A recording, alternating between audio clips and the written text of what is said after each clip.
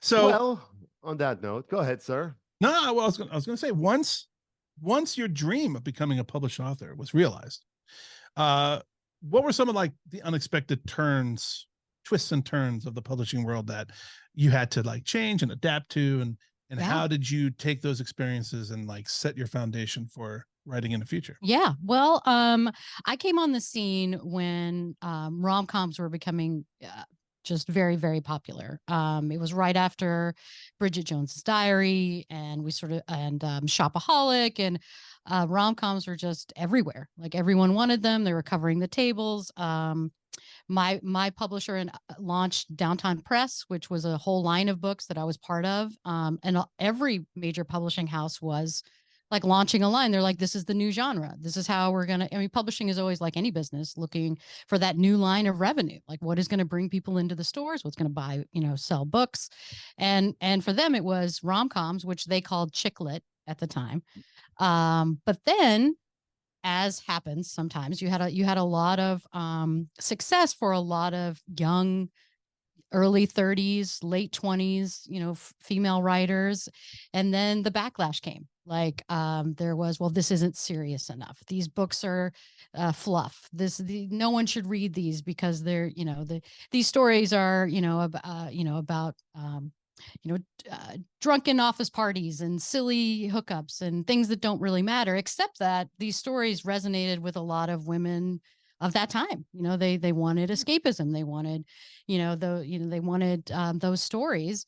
And there are a lot of books that are pure escapism. A lot of commercial books are, mysteries. That's what I was thinking. I mean, John Grisham is not exactly, Right. William Shakespeare. Okay. Exactly. And there's a place for literature and artistic work. And then there's also a place for escapism and commercial fun and, all the things, that we like about storytelling. So there was this backlash. So then the critics started first, and then other authors, even unfortunately other female authors who felt like they weren't being taken seriously in the literary realm, decided, well, in the commercial realm, women shouldn't have success either. I don't know. It was there's just a lot of talk about it. Then the readers themselves were like, oh, I feel bad. I shouldn't have this book out on the train or at the beach or anywhere. I mean, people are going to judge me for reading this, so maybe I shouldn't buy it. And then, sales just went completely, To just tank. Yeah, they should have done what I do. I just wrap all the books I read in War and Peace's outer cover. Right. Yeah, and I look a lot wiser. Yeah. Yeah. Except for when people see me reading a book with War and Peace on the cover, they're like, that must be like the Cliff Notes version, because that thing's like a pamphlet. That's right. We think that book is longer. Yeah. Be longer. They don't even have Cliff Notes anymore. You know that? I know. That like thing doesn't exist. Yeah. Isn't that weird? I've used that term with my son, and he's like, "What are Cliff Notes?" Yeah. I was like, what do you mean? What are Cliff Notes? That's how I graduated high school. Exactly. That's what they are. Exactly. Well, unfortunately, now they have Chat GPT, so they don't need any of that. That's They right. just ask. Yeah. Yes. The world is changing. So, Yes. you had to deal with that. There was this backlash, and at some point your publisher Simon & Schuster asked you to try writing some new genres, which I believe you did try. Yes, I did.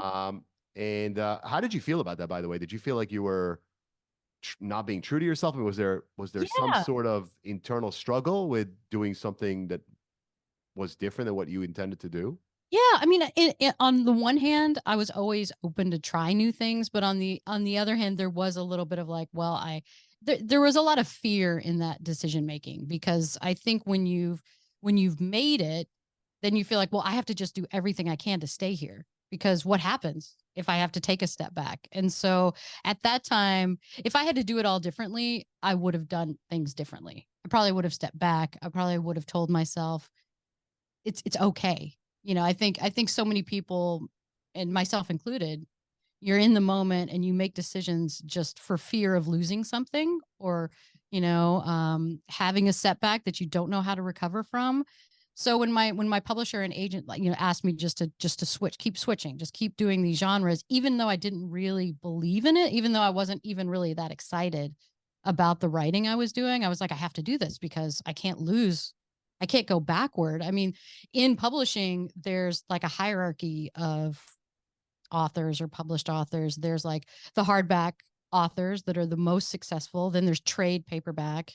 Then there's mass market paperback. And then below that, there's like serial fiction, like, you know, some Harlequin books, some, you know, mystery series. They're not even their independent titles. They're more like, you know, part of the brand of the publisher. So you know that there's this hierarchy. And so if I was a trade paperback, I didn't want to go down to mass market or then below, you know, like what happens then? Then you have to meet your other author friends at the, you know, conferences, and you have to say, oh yeah, I started here, but now I'm down here. Yeah. Oh, my first book was a movie, but now, oh gosh, how, and then you get the look of pity. Oh, you know, like how far you fallen, like I'm still in trade or I'm moving up, you know, I mean, there's all of that, but ultimately that really doesn't matter, you know, but in the time, at the point where you're like paddling water and you're just desperately trying to keep afloat, you're like, I can't sink. What happens to me? You know, what will I do? So I did make the switch. I did decide to do some of those books that maybe in retrospect I wouldn't have done. You know, so let's talk about that, because I think first of all, I think that it's extremely common to be in moments in one's career where there is an ebb. It's not just going to be constant flow. yeah. And in those moments, particularly when you're in the earlier stages of your career, maybe haven't quite established yourself, maybe you're not quite firmly rooted in who you are yet. It's Mm-hmm. very, I think, understandable and human to lean into counsel that you get from, you know, wiser Yeah. elders, or certainly people who Yeah. are responsible for your livelihood. Mm-hmm. And it is also not uncommon to not want to, if you will, take a step backwards, although sometimes, as we learn as we age, taking a step backwards or taking a step sideways is the best Yes. thing for us. Oh, But it's so true. way easier to conclude in hindsight, almost impossible to see in real time. And you, at at the moment you tried that, you gave it a shot, and then Simon Schuster cut ties with you, and this was Mhm. happening at the same time that you were going through a divorce. You had two kids under Yes. the age of 4. Yes. It had to have been a really scary time.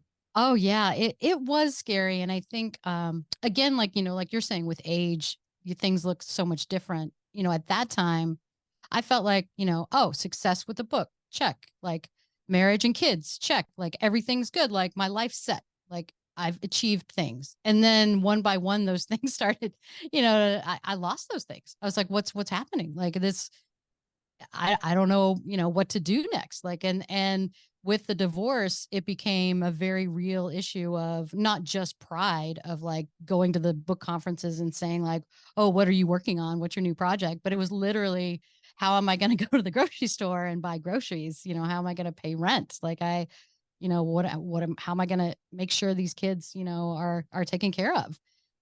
So it was a very bleak, a very scary time. And, you know, I mean, it was definitely humbling as well, because I just felt like, you know, you can look back and say there's some immaturity where you just feel like, well, I've achieved it. Now I can just coast the rest of my life. I don't have to do anything else. But as we all know, there's never coasting. Yeah. Yeah. And that doesn't, yeah. You gave us a quote, and I want to read it in its entirety. It's a little long, but it's from your pre-questionnaire, and I just thought this would be helpful to the audience to hear and for you to talk about it. You wrote, and I quote, "I sold items I didn't need on eBay. I asked old colleagues at previous jobs for freelance work. I asked my agent to get me work, any work. I did not turn my nose up at any assignment. I wrote novelizations for Hallmark. I ghost wrote. I wrote straight series romance for Harlequin.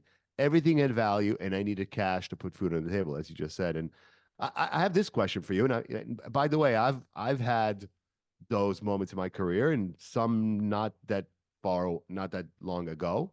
Mm-hmm. After accomplishing what many would say would be great accomplishments, I again found myself eating the humble pie. And Yeah. you know, and you obviously are an author. You know all about inner dialogue. Tell us what your inner dialogue was. I mean, did you feel sorry for yourself? I mean, how did you deal with this humble pie situation? Yeah. You know, I mean, everybody feels, I think having a pity party for a little while, for a short time, perfectly understandable. And you know, there were times where, you know, I did feel sorry for myself, but I think the key to moving on is to not wallow in that, not let yourself acknowledge it, I feel bad for myself. This is a terrible, I didn't do anything to deserve this. Like, this is terrible. Like, you know, but at the same time, after you acknowledge it, put it aside, because it's like you acknowledge it and then you're like, but now I have to work. I have to get to work. I have to dig myself out of this hole. I have to, you know, at that time, having kids was, you know, a burden and a blessing, because it was like, I have to pull myself up for them. Yeah, like, forget me. Like, I can't just, you know, wallow in pity and have a pity party all day. And, you know, they're counting on me. You know, I have to do something. So I think the mindset is, yeah, this sucks. Acknowledge it, you know, then put it down. What can I do? What are some steps I can do right now? You know, what is in my control and what is outside of my control? Like, you know, fate or luck, or these things are outside of my control, but what can I do? I can call my agent. I ask her for work. I can call the colleagues I worked with and ask them for freelance work. I can, you know, these are concrete steps I can do little by little, and maybe, or sell things on eBay. Like, this is small, but at the same time, you know, that was cash ready at hand when sometimes I needed it. And I think what was interesting about that time is that, you know, at the time I was in it, it felt like humble pie. But looking back, I was like, a lot of those assignments I took, the novelization of it for Hallmark movies, you know, some of these assignments that, you know, 5 years before I would have, you know, said, oh, that's beneath me, turned out to be incredibly helpful in terms of learning a deeper writing craft, like, you know, becoming a better writer. Like, this was a kind of practice that all writers don't get. And, you know, I feel like actually pretty fortunate that I got those assignments. They paid me, I put food on the table, and I got better, you know? So, I mean, it was ultimately a win-win.